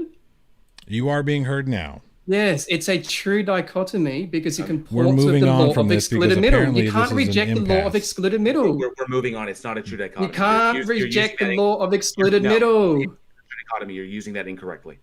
You don't know what the law of excluded middle states. Yes, it's either A or not A. To elaborate on this, hang on, stop interrupting. Stop interrupting. This is not an opportunity for you to give me a lesson in the laws of logic or the laws of physics. You are not a physicist and you are not a logician. Okay? Now I have a pretty strong understanding of the laws of logic. the law of excluded middle, the law of identity, and the law of non-contradiction. I understand the laws of logic, and I understand how they are descriptive of our universe. I also understand most of the laws of physics, as has been asserted to me many times in many live chats. So I do my best to work with what I know, and I try to learn as much as I can. Okay, but you are making assertions about things that we cannot possibly know. You have no evidence to back up anything that you're saying. You're utilizing the laws of logic incorrectly, like flatly incorrectly. So let's move on to the next one, because what you're asserting is not a true dichotomy. End of story. Full stop. That's a hyperbolic assertion. So it's either A or not A. We're moving to on. elaborate We're on this. moving on from Hang on, this sir. Hang on. I'm elaborating on the law. We've of excluded elaborated middle. on this one to You death. don't know. We're I'm moving on. elaborating on the law of excluded middle. Hello. We're moving on. Hello. from this. Hello. We're moving on. You don't need to. You forfeit if you don't let me respond, then you have forfeited because you're circumventing There's no I'm not. forfeiting. my I'm not. premise. No, I'm not. Yes, you are. If you keep you're not interrupting, arguing. then you have forfeited. You have You're not forfeited. arguing. I'm going to No, title this. I will title this as a forfeit if you keep interrupting me. I don't So care. you Title keep it- title it- interrupting title me. it Title it Jared gets bent over a barrel. I don't care. The law of JL excluded middle. JL gets punished with a dong in his The mouth. law Whatever, of it doesn't excluded matter. middle. You're using logic The law wrong. You're of using excluded logic middle. wrong. You're It's just not a making true another dichotomy. assertion. You're All right. using logic Is- incorrectly. all right, It's here we not go. a true dichotomy. Both of yous are now silenced. We're going to give it a second. Everybody take a second. We're going to move on from this topic, or move on from this point, and then get to a separate topic. Phillip, seeing as how you have demonstrably held this topic up, we're going to give JL the opportunity to pose a question, and then we'll go from there. So JL, what would be your next talking point?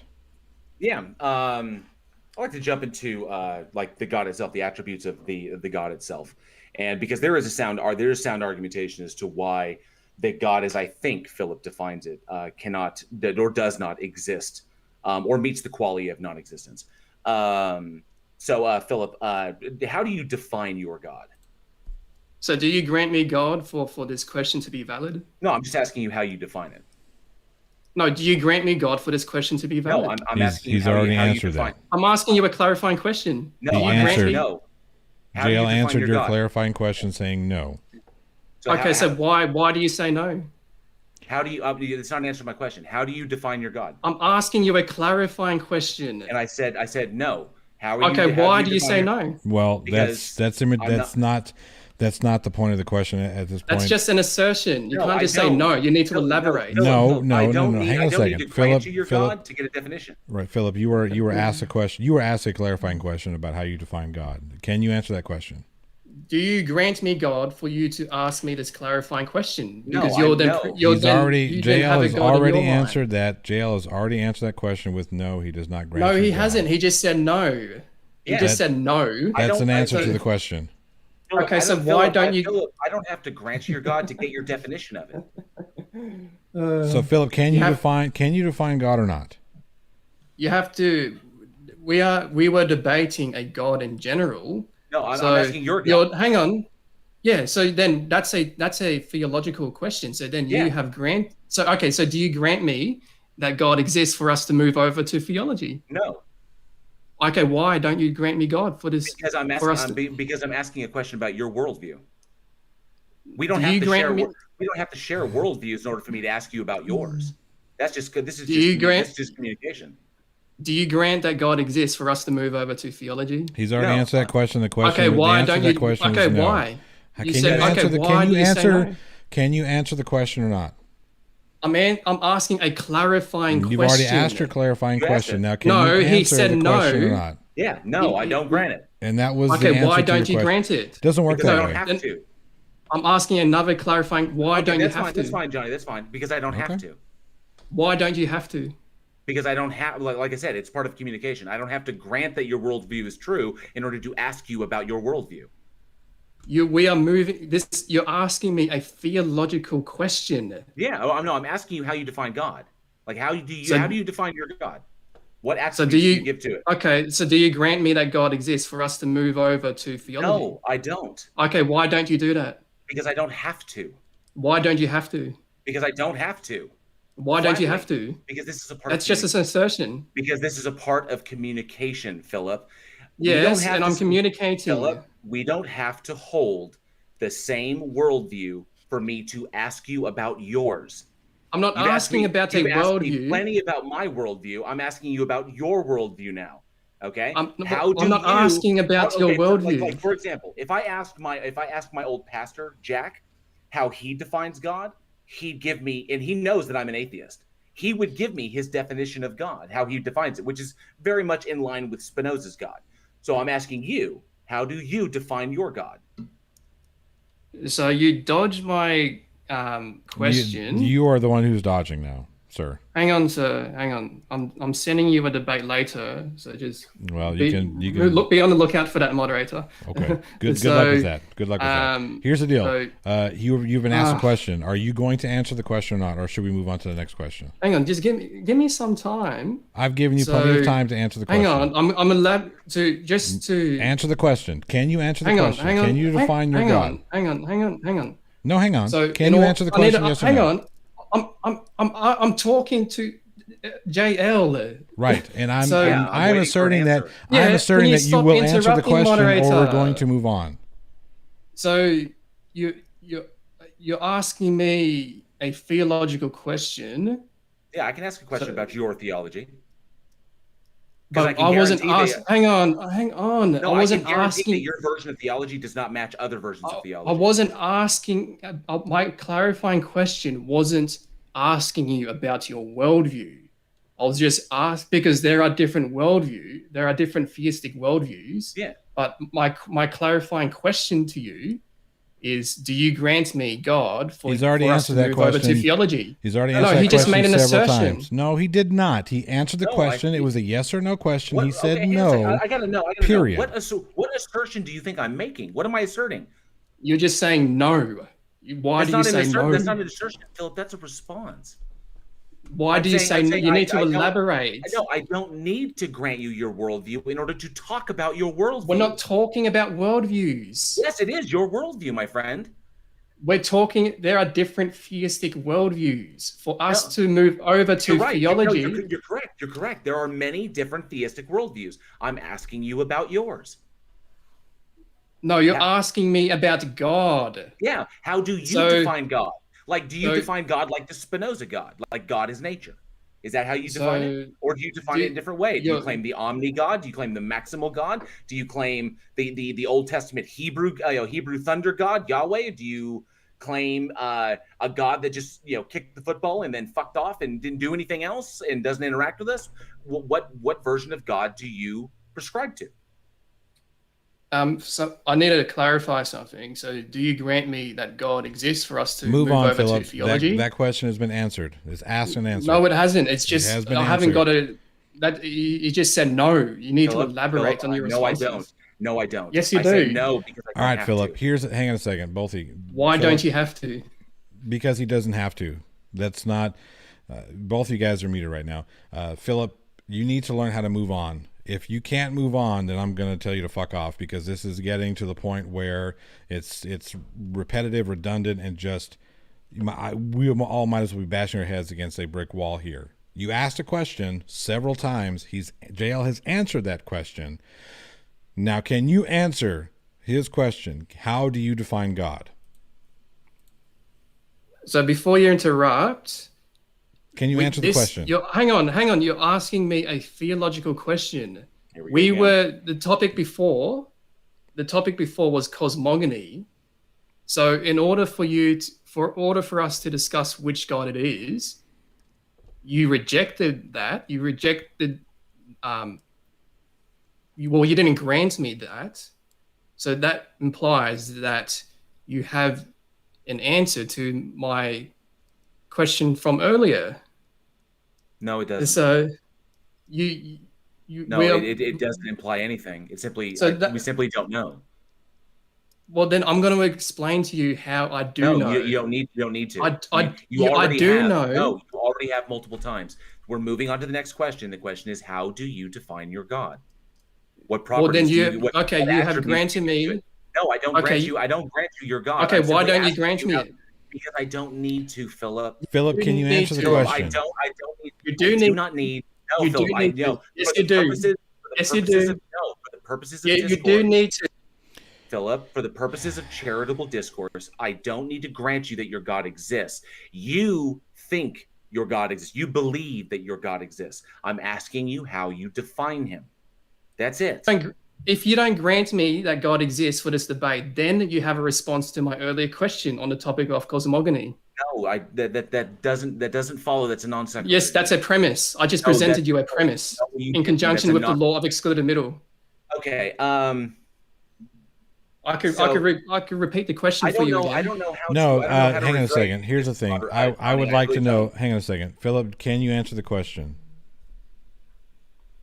I'm asking a clarifying question. Your clarifying question has been answered, so I'm assuming that you can't answer the question. Yes, the question has been answered several times, so I'm going to assume that you can't answer the question. I'm the one who has to take. I'm the one who has to respond. So you haven't, and you're premise one. To respond. Hang on, I'm presenting a premise here. So premise one: if you don't grant me, no. Hang on. You've been asked a question. We're going to debate later, moderator. No, we're not. Moderator, we're going to debate later. Can you answer the question? I'm asking a clarifying question. You've asked your clarifying question. Your clarifying question has been answered several times. Now, not to my suffice. So I doesn't can ask matter. the Can question. you answer the question? I'm the debater. So if I have to ask a yes, and I'm the moderator. Question, and if I have to shut your shit down, I will. So can you answer JL's question? So it's a pretty simple question for any theist. How do you define your God? But you're presupposing that you have granted me that God exists. Then no, I'm not. Okay, if you don't grant me that God exists for this debate, then you have an answer to my earlier question on the topic of cosmogony. No, the two are not related. So stop trying to deflect and dodge. Okay, I'm not dodging. Yes, you are dodging. Phillip, no, I'm not dodging. You dodged my earlier question. No, I'm not dodging. I'm not dodging. I'm not dodging. I'm not dodging. I'm not dodging. I'm not dodging. Every time you do this petulant child shit, I'm going to mute you. I mean, my goodness, that might work with the idiots that you hang out with, but it's not going to work here. I am taking the position that you are refusing to answer the question because you just can't or you won't. Either way, JL, I'm going to allow Philip to ask the next topic, and then we'll go from there. So, Philip, next question, please. Well, just to educate you on the law of excluded middle. No, we're done. We're moved past. No, we have moved past the law of excluded middle. We've already said we're moving past it. Do you have a different question on the topic? So, okay, my question. Before the expansion that you call the Big Bang, did the movement have a beginning? Okay, you've asked that question. We've already moved on from that. Hang on. We've already covered that topic in extent. That's been debated at the very beginning of this. We've moved on from that topic.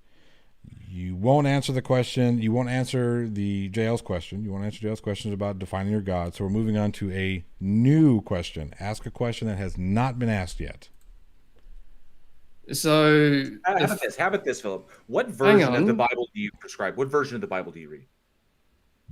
So that's a theological discussion. No, just theological question. What version of the book do you read? Okay, my clarifying question to you is that's a theological question. No, I'm asking you which book. Why is it? I'm asking you which version of the book. Why is it not a theological question? Because I'm why is it? Hang on a second. Why is it so difficult to answer that question? I'm just asking a clarifying question. You've asked your clarifying question. It's been answered. Now, why is it so difficult? No, it hasn't been answered. Just because you don't think it's been answered doesn't mean it hasn't been answered. The question that you've asked repeatedly has been answered. Moderator, repeatedly. I'm debating you later. You're not debating me later. Stop getting. So then you backed out. I have that on record. Whatever. Stop getting. I have that on record, moderator. Okay, that's fine. Philip. But here's the deal. You've been asked a question. You continue to dodge the question. Are you going to answer questions? I'm asking a clarifying question. That has been answered. It has been answered. Move on. Are you asking me a theological question? No, I'm not. I'm asking you which version of the Bible you read. How is it not a theological question? Because it's just a book. I'm asking you what version of the book you read. I want to get insight into you. So what version of the Bible do you prescribe to? The NIV, the KJV? Look, for the sake of the audience, I read the New International Version. Okay. So the how hard was that? How hard The was NIV. that? No, Fantastic. I'm just doing that for the audience. So my question from earlier, That actually answers a lot. So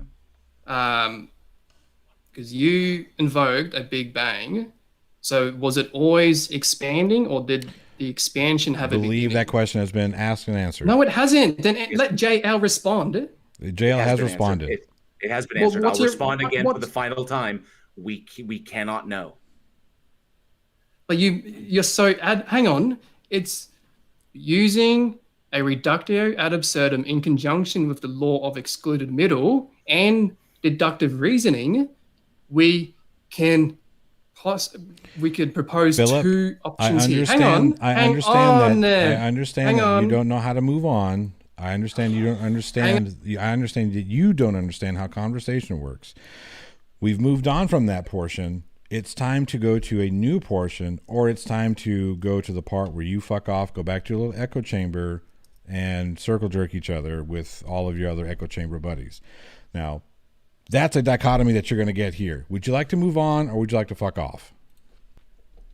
Would you agree there are only two options in context to my question? No, I will not. No, I will not, because we don't have enough information to come down on a truth or false value to that proposition.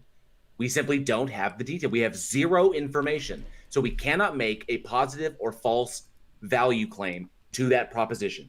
Okay, so I'm we assuming have empirical evidence. Okay, no, we don't. Okay, all right. No. I'm assuming we cannot move on from this, Phillip. So here's the deal. I'm going to give you a couple minutes to kind of wrap up your position, and then we're going to go ahead and end this one because you refuse to move on, and I'm not going to sit here and beat my head against the wall. So, Phillip, the floor is yours. Hang on. Look, I'm not leaving, so I'm not getting off this question. So, okay, cool. To elaborate. Bye. There we go. You are leaving. You are leaving, Phillip, and that's how that works. So, yeah, this has been interesting, I got to say. Like I said, when people want to debate, there's a certain way you do that.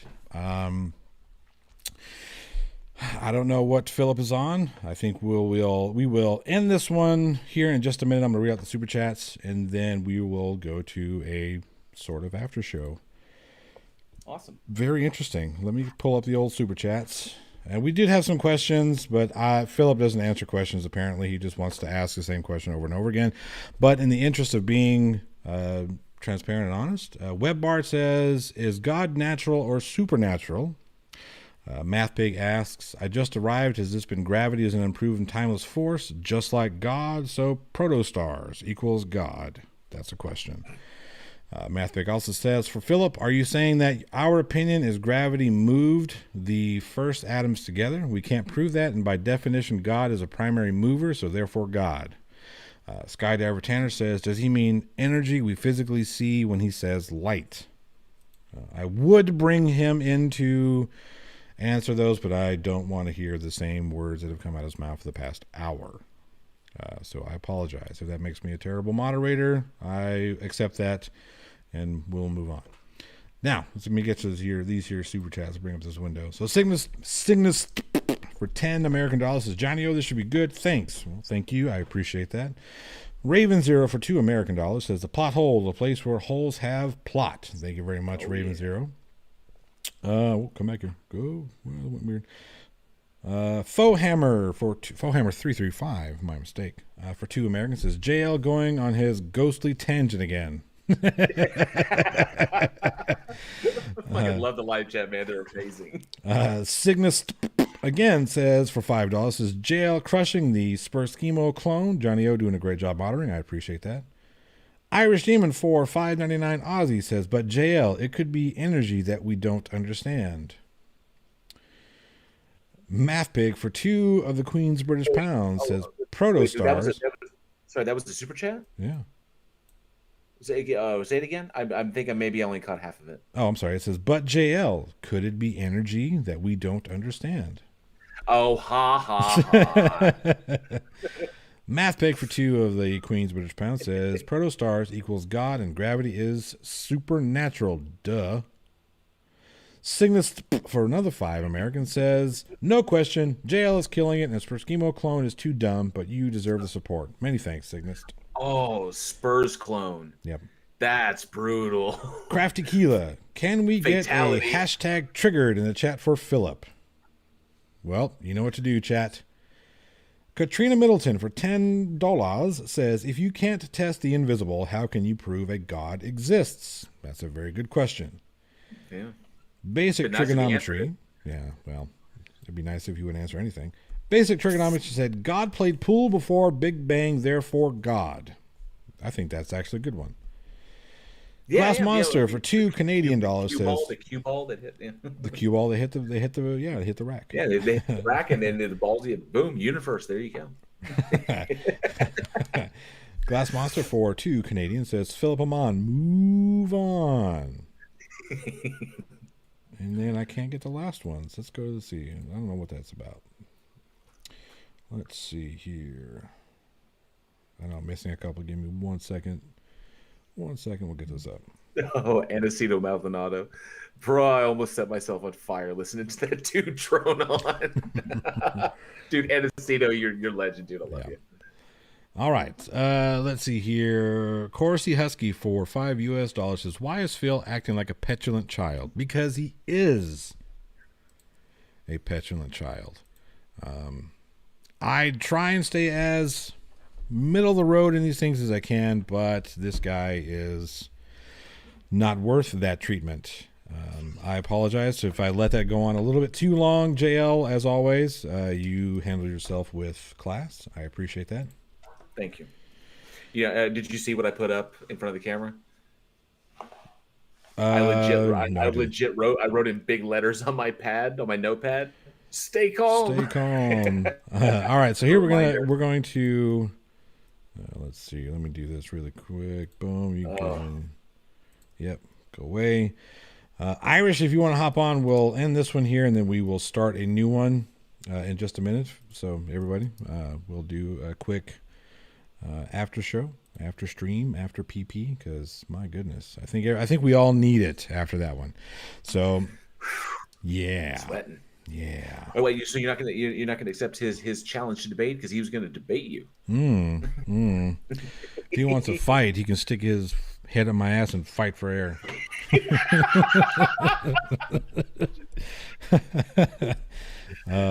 Johnny O, everybody. Yeah. All right. He's here all night. Tip your waitress. Be sure to tip your waitress. All right, we'll do this after show here in just a second. We'll get it all set up. But yeah, we'll be back here in just a few minutes. Peace. Wait a minute. Where did it go?